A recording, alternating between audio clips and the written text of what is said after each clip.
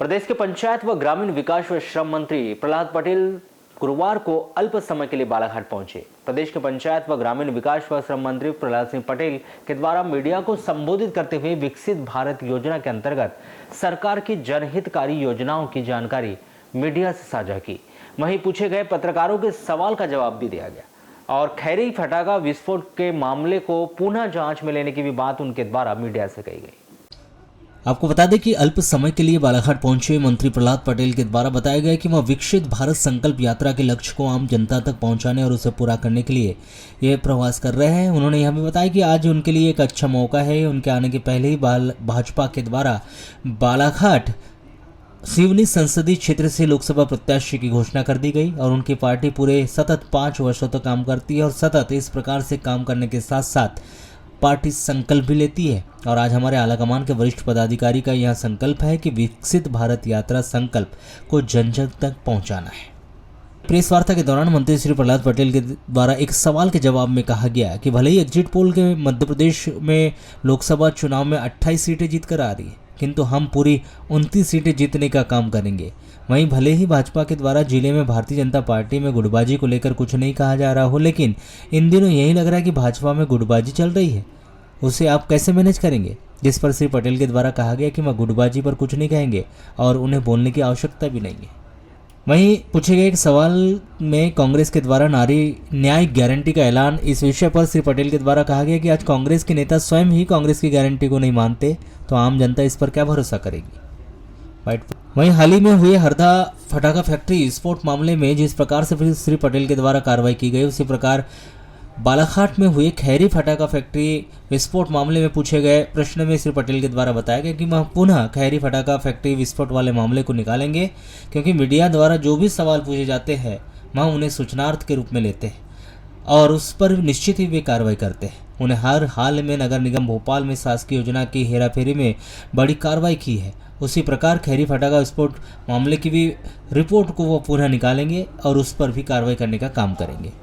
के बारे में कोई संदेह किसी को नहीं।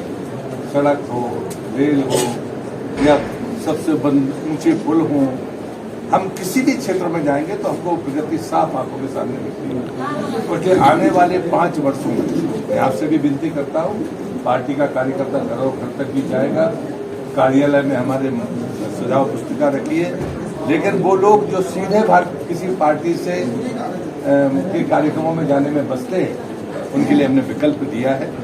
और वो विकल्प है कि आप नमो ऐप पर अपनी बात लिख सकते हैं, पत्र भेज कर लिख सकते हैं, आप मिस्ड कॉल करके कर सकते हैं। आपको लगता है कि हमें और भी तरीका अपनाना है तो वो सारे तरीके उसमें दिए गए ताकि आइडेंटिटी आप ना चाहें तो व्यक्त नहीं करेंगे, लेकिन इसमें नंबर भी दिया गया है 90 90 90 20 24। ये नंबर भी बाकायदा देश में बटा हुआ है ताकि हम 1 करोड़ लोगों तक पहुंचकर अपने संकल्प पत्र के बारे में सुझाव ले सकें। हम सिर्फ विकास बताने पर नहीं आए हैं, विकास जानने भी आए हैं कि आप आने वाले 5 वर्षों में कैसा भारत बनाना चाहते हैं और उसका पैमाना भी प्रधानमंत्री ने तय किया है। देश की आज़ादी के 75 वर्ष का जब पैमाना तय हुआ था तब प्रधानमंत्री ने कहा था कि 2024 तक देश के हर घरों में पानी दूंगा। अब उन्होंने कहा कि 2047 तक हम भारत को विश्व गुरु बनाएंगे, लेकिन अभी उन्होंने कह दिया कि 2030 तक हम इस लक्ष्य को प्राप्त करेंगे। और ये बात मैं इसलिए कह रहा हूँ कि दुनिया ने जो हमारी रेटिंग की थी वो 2030 की थी, खुले से शौच से मुक्त करने के लिए।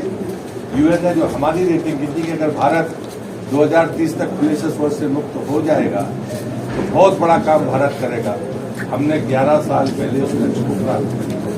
जब टीबी का अभियान शुरू हुआ था तब मैं बालाघाट का सांसद था, सर्वाधिक टीबी के लोग यहाँ पर थे, तब हम लोगों ने हिस्सेदारी की थी। तब वैक्सीन नहीं थी, अब वैक्सीन आ गई है। दुनिया ने कहा 2030 तक हमें टीबी से मुक्त करना है दुनिया को। मोदी जी ने कहा है हमें 2025 में लक्ष्य प्राप्त करना है। तो मुझे लगता है वो ताकत भारत के भीतर अब आई है जो जिसके लिए दुनिया मान रही है।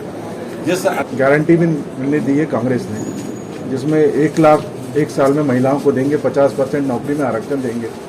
आप क्या मानते हैं? कांग्रेस की गारंटी हो नहीं सकती गारंटी, मतलब वो तो उनके खुद के कोई नेता नहीं मानते हैं जिसकी गारंटी। और मुझे लगता है देश ने जो अनुभव कर लिया है कि कांग्रेस जो कहती है वो कतई करती है, ये जनता जानती है। सवाल था सीए लागू है और कल केजरीवाल ने स्टेटमेंट दिया है कि सीए लागू होने के बाद पहले भी वैकेंसी और पूरा सवाल तो क्राइम बढ़ेगी, इसको क्या कहना है? इससे बड़ा निंदनीय और ना समझे वाला केजरीवाल का बयान नहीं हो सकता। मैं पहली पंक्ति कह रहा हूँ और ये देश ने सुना और समझा। हम किसी की नागरिकता छीनने के लिए कानून नहीं लाए, नागरिकता देने के लिए। दूसरी बात मैं कह रहा हूँ केजरीवाल जी सुन लें और पढ़ लें, तो मैं उनसे कहूंगा कि इस देश में दो प्रकार के लोग आते हैं, एक शरणार्थी बनकर आते हैं और एक घुसपैठिए बनकर आते हैं। हमने शरणार्थियों को सम्मान दिया। वो 3 देश, जिनके मैं नाम ले रहा हूँ, अफगानिस्तान, पाकिस्तान और बांग्लादेश। यहाँ पर हिंदू, सिख, बौद्ध, पारसी, जैन, ईसाई, अल्पसंख्यक, वहां से वो मारकर भगाए गए। अगर उनको नागरिकता मिलेगी तो वो अपना जमीन ले पाएंगे, रजिस्ट्री करा पाएंगे, नौकरी कर पाएंगे, जिंदगी पाल पाएंगे, भारतीय नागरिक के नाते। तो शरणार्थियों को शरण देना और उनको सम्मान देना, ये हमारा संकल्प है, हमारे पुरखों का संकल्प है। इसे हमने पूरा किया है। अगर केजरीवाल कह रहे हैं तो उन्हें इसका जवाब देना चाहिए कि वो शरणार्थियों के बारे में क्या राय रखते हैं और घुसपैठियों के बारे में क्या राय रखते हैं। हमने शरणार्थियों के सम्मान का जो विकल्प था और पर्याप्त समय दिया है। कोरोना के समय ये बहस शुरू हुई थी, राज्यसभा और लोकसभा में मैं उस समय था जब ये पारित हुआ है। तब कांग्रेस नहीं बोली, तब बाकी लोग आपकी पार्टी के लोग नहीं बोले, और आज आप बेमतलब की बातें कर रहे हो। पर्याप्त समय जनता को सोचने समझने का दिया है, पर सीए लागू करना पार्टी का संकल्प था। मैं प्रधानमंत्री जी का, गृह